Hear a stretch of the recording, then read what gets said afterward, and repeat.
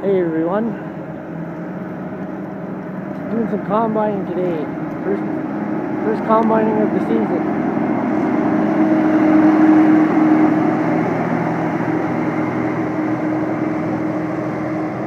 The TR96, John Deere 9600s down there.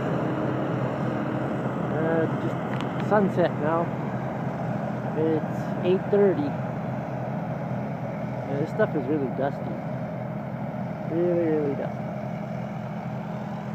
There's also some John Deere 670s, I think, on the next quarter over. They're combining Timothy. And over there, where you see that smoke, there's a fire. You know what they say, where there's smoke, there's fire.